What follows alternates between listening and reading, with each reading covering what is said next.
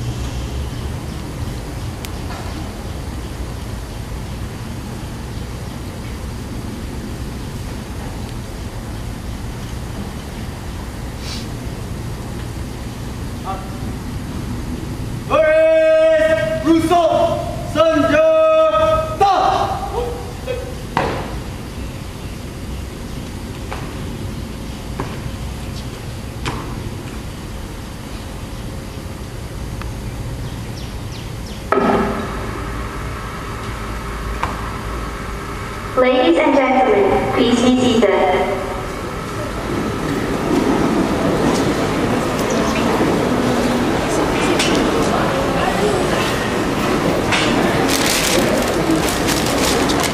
Now the parade will ask our guest of honor. Now the parade commander will ask our guest of honor, District Commissioner Mr. Wan Bingham, to inspect the guard of honor.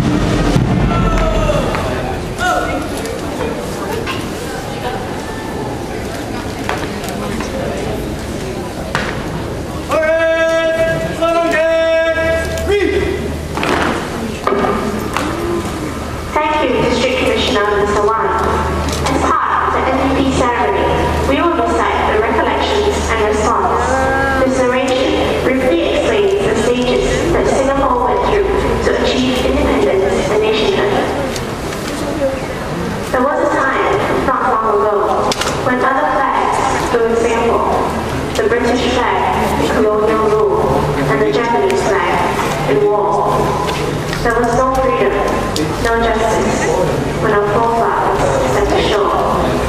Life was a struggle, bitter and hard, and families were hungry and poor. They spoke a dozen different tongues, though their dreams were all the same. But the hopes of a better life were lost when war and invasion came and storms.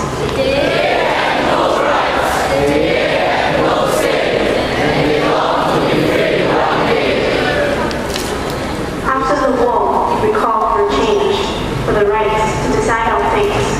Some of us wanted democracy, others a communist state. Riots and killings in our streets, years of hate and fear. People said we'd never survive as independence drew near. When self-rule came, we took a vote and joined Malaysia, merged as one. But even friends disagree sometimes, and more trouble had soon begun. Response. Our happiness was not complete until our country could be free. August 9, 1965, we were out of Malaysia, alone. Against all odds, we had to build a nation of our own. We've come this far by ourselves, one people from many lands. Our forefathers paid the price test. Now the future is in our hands. This is our home, where we belong, and our flag flies high and free. So let's not take for granted what we have will always be. Response. We pledge to keep our nation free, with justice and equality. We will now call upon Mr. Kumar, head of Mathematics Department, to share with us his reflections on being a Singaporean. Mr. Kumar, please.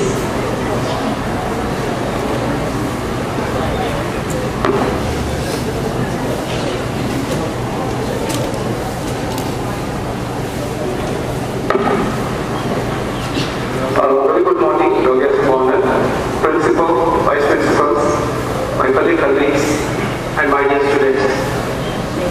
Let me start off by wishing each and every Singaporean a very happy National Day. If you are wondering why am I standing in front of you today, you may not know I am a Singaporean, but born in India. I came to Singapore about 16 years ago. I'm very happy to have this opportunity to share my reflections with you all on this momentous occasion. I was born in a low middle class family in the southern part of India. I had 8 siblings, and we were living in a single room, a dilapidated building with a mud roof, and it used to leak whenever it rained. And it used to leak the mud when it doesn't rain. My father was running a coffee shop, and all the 8 siblings of my family had to support my father in running a coffee shop because we could not afford to hire extra help. The school was a group of trees. Our classrooms used to be under trees. The best part at the time was there was no school when it rained because there was no shelter. The secondary school wasn't much better. It was just a few rooms without tables and chairs where you sit on the ground and learn. However, I have no complaints about my childhood. The poverty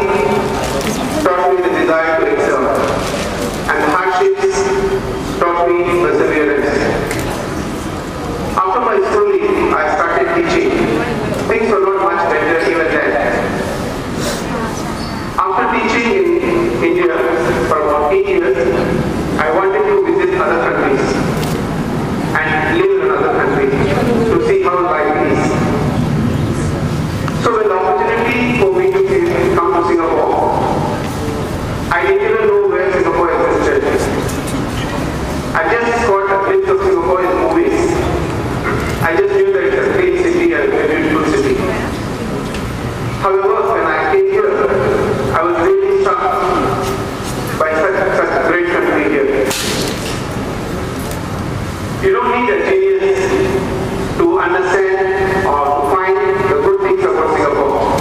There are two things you can do. Ask any foreigner, no matter from which country he or she is, they will tell you what are the great things happening in Singapore, which are not there in many countries. Or you could even take around any country around Singapore to know what we have and what others don't have. So from my perspective, what is so great about Singapore?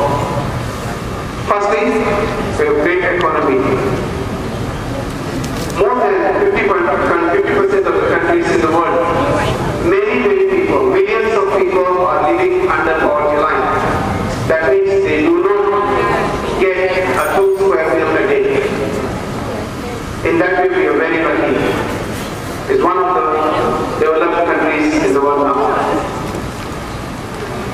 This morning I was reading a newspaper before coming to school, and there was a news article that Singapore is one of the 15 countries which have largest investments in the United States.